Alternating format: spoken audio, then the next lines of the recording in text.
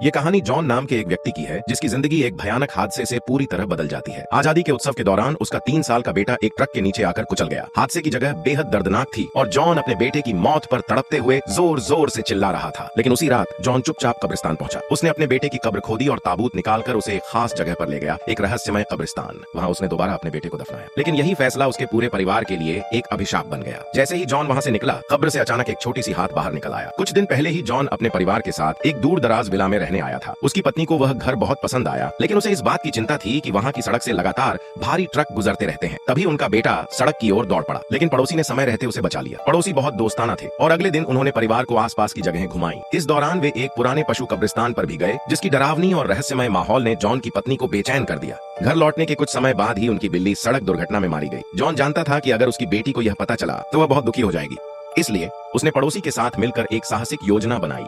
रात को वे फावड़ा और औजार लेकर पशु कब्रिस्तान की ओर चल पड़े। शुरुआत में जॉन थोड़ा हिचकिचाया, लेकिन अपनी बेटी का दुख कम करने के लिए वह पड़ोसी के साथ चला गया।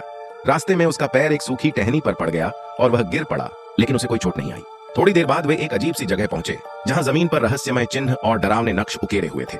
पड़ोसी के निर्देश पर जॉन ने वहीं अपनी मरी हुई बिल्ली को दफना दिया। लेकिन अगली सुबह जो हुआ वह अविश्वसनीय था। वही बिल्ली जिंदा होकर उनके घर के दरवाजे पर खड़ी थी।